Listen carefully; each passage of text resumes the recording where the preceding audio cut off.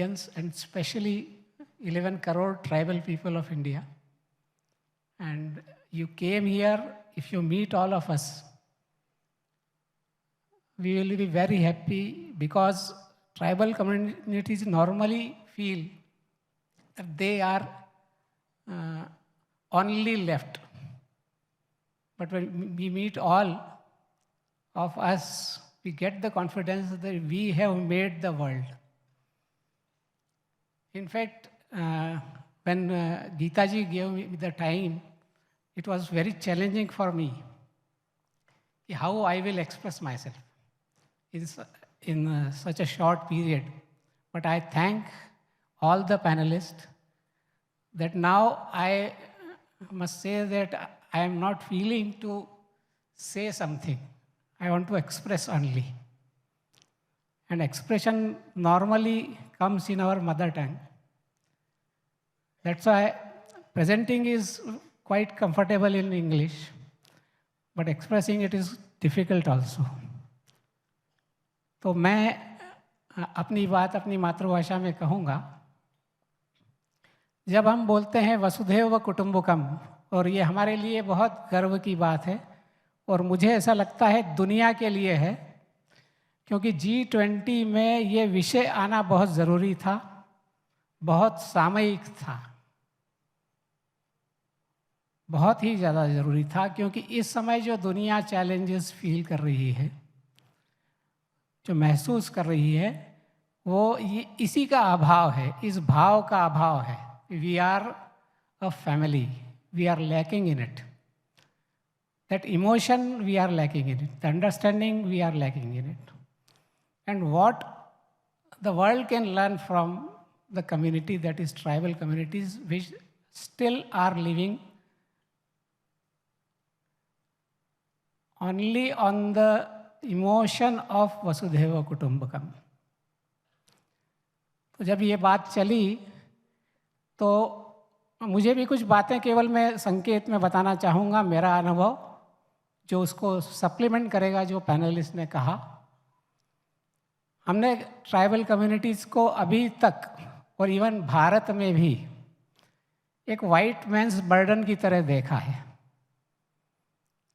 कि उनकी कोई स्पिरिचुअलिटी नहीं है, उनका कोई कल्चर नहीं है, अभी उनको सिखाना है, एजुकेट करना है, सभ्य बनाना है, जबकि ये इमेज है और रियलिटी कुछ और है। रियलिटी ये है, और उसको समझने के लिए मुझे लगता है कि मैं कुछ 2-3 उदाहरण तुरंत रख दूंगा तो ठीक रहेगा। हम लोग जो झाबुआ में काम करते हैं, वहाँ पर 87% पॉपुलेशन ट्राइब है, और इसी के कारण वास्तव में ऐसा हुआ है कि बाहर के ज्ञान अभी तक उन तक पहुंचा नहीं।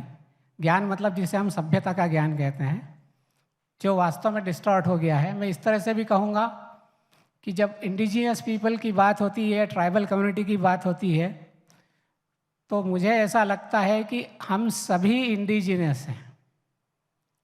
दुर्भाग्य से हमने सभ्य होने के नाम पर हमारी वो इंडिजिनिटी छोड़ दी है।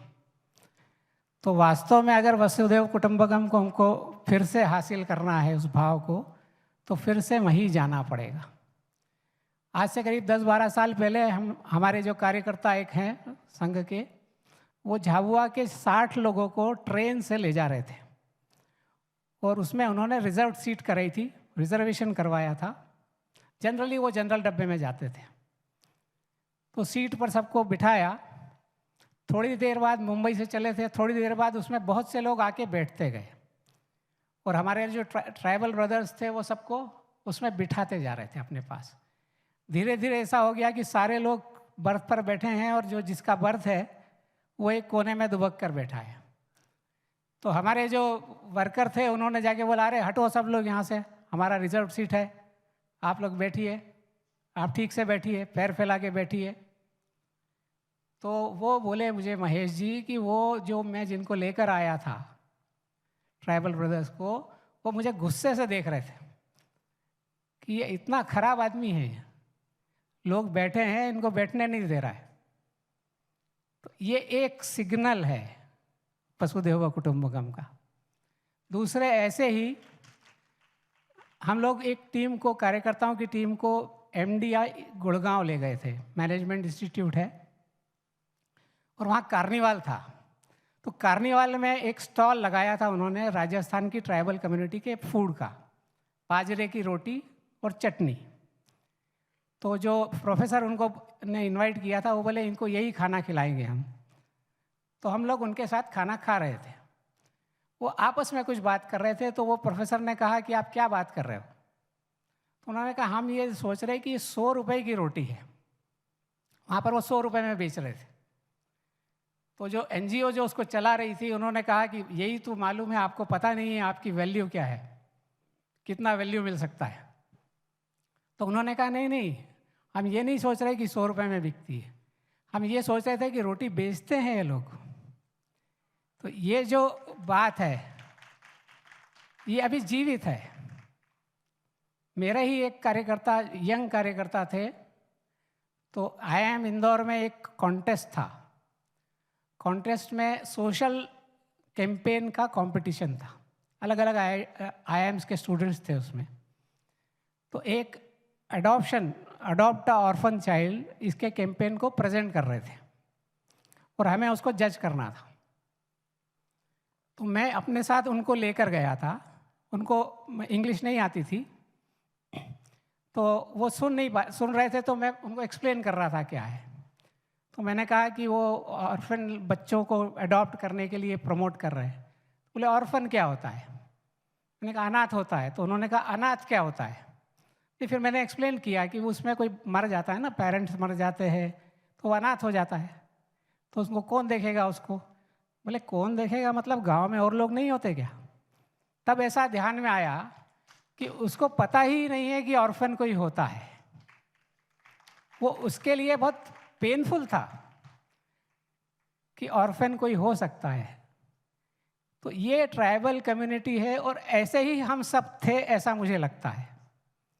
अभी हम बिगड़ गए हैं और इसीलिए जब हम सोचते हैं कि ट्राइबल कम्युनिटीज से क्या सीखें और अभी क्या बिगड़ गया है, तो बिगड़ा ये है कि ट्राइबल व्यक्ति के मन में इंडिविजुअल ओनरशिप है ही नहीं।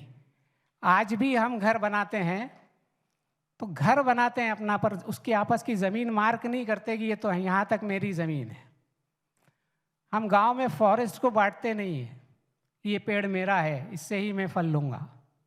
इवन कपड़े, सभी चीज़ों को कभी कुछ नहीं करते। वो कम्युनिटी ओनरशिप पे बिलीव करता है, कम्युनिटी के सुख में। व्यक्तिगत सुख कुछ भी नहीं है, जो भी सुख है मेरी कम्युनिटी का सुख है, इस पर वो बिलीव करता है। दूसरा, मैं बड़ा आदमी बनूं। अभी बहुत सारे NGOs आते हैं, बोलते हैं हम उनको एजुकेट कर रहे हैं, जाके उनको अवेयर करते हैं कि तुम पढ़ो लिखो, बड़ा आदमी बनो।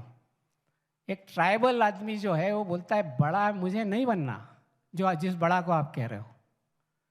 मैं कभी भी नहीं चाहता कि मेरा घर गांव में सबसे बड़ा हो। मैं कभी भी नहीं चाहता कि गांव के सब लोग मुझे अलग से देखें और मुझे अप्रिशिएट करें। मैं गांव के लोगों के साथ ही रहना चाहता हूँ।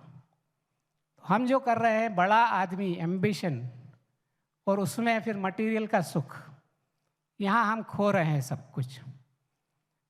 ऐसी सब बातों को लेकर जब वो कम्युनिटी के लिए काम करने की इच्छा होती है तो वो कम्युनिटी को ओन कर रहा है वो, और केवल कम्युनिटी को ओन नहीं कर रहा, वो प्रकृति को भी ओन कर रहा है। हम लोग बोलते हैं प्रकृति को बचाओ, सेव द नेचर, लेकिन ट्राइबल सोचता है कि वी आर द नेचर, तो हम नेचर ही हैं। तो ये जो अंतर आया है जिसकी हमें ज़रूरत पड़ रही है, उसका कारण ये है कि हम अपने आप को प्रकृति से अलग मान रहे हैं। आज भी हमारे देश का जनजाति समाज, और जैसा आपने बताया पूरे दुनिया का जनजाति समाज, वो स्वयं को नेचर मानता है। इसलिए उसकी स्पिरिचुअलिटी को जो मजाक बनाया गया कि नेचर वर्शिपर है, इनकी कोई स्पिरिचुअलिटी नहीं है, मेरा ऐसा मानना है कि नेचर वर्शिपिंग ही वास्तव में स्पिरिचुअलिटी है। और हम ऐसे ही रहे हैं, एटलीस्ट भारत में तो हम हमेशा ही ऐसे रहे हैं कि नेचर वर्शिपिंग का मतलब हमारे यहाँ एक गॉड नहीं होता, हमारे यहाँ देव होते हैं। देव हमारे प्रकृति के रिप्रेजेंटेटिव हैं, हमारी धरती माता है, हमारी माता वन है, हमारी जलहण देवी है।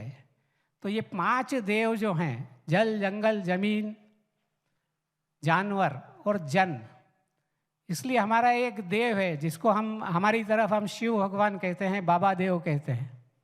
वो जन के देवता है। अगर लोग झगड़ा कर रहे हैं तो जन के देवता बुरा मान जाते हैं। अगर हम पेड़ों को नष्ट कर रहे हैं तो माता वन बुरा मान जाती है। पानी को दूषित करेंगे तो पानी की जलहन देवी नाराज होगी।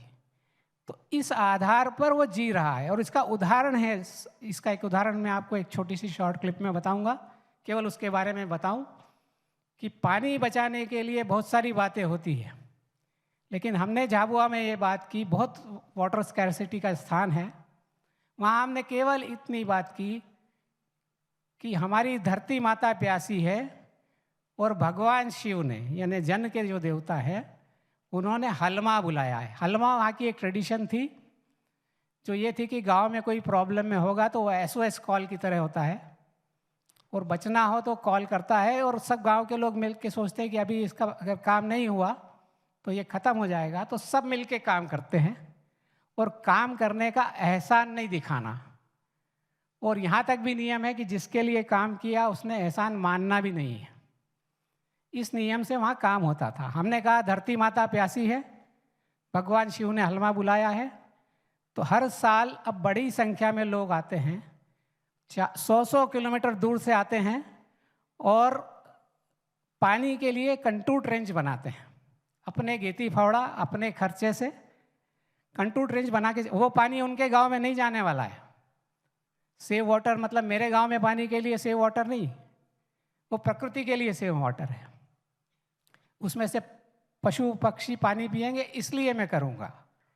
तो इस भावना से करते हैं। अभी पिछले फरवरी को हम 40,000 लोग थे एक साथ, ऐसे बढ़ते जा रहे हैं, और वो पानी के लिए काम करते हैं। उसको हम हलमा बोलते हैं। अपने खर्चे से आना, बहुत दूर तक आना, एक दिन काम करके वापस जाना, उसका एक छोटा सा, क्योंकि प्रत्यक्ष किम प्रमाणम, तो छोटी सी एक क्लिपिंग है, उससे मैं अपनी बात समाप्त करता हूँ। मैं फिर से इस बात को रिपीट करता हूँ कि हमें फिर से ट्राइबल कम्युनिटीज़ बनना पड़ेगा, भावना से, व्यवहार से। वही वसुदेव कुटुंबकम का मैसेज है। अन्यथा हम बोलते रहेंगे कि हम आप एक दूसरे को फैमिली मानने से नहीं होता, उसको रियलाइज़ करना है कि हम एक फैमिली है, और वो रियलाइजेशन हमें ट्राइबल कम्युनिटीज़ में दिखता है। यही संदेश हम इस G20 के माध्यम से पूरी दुनिया को दे सकेंगे, ऐसा मुझे लगता है। सभी को बहुत बहुत धन्यवाद।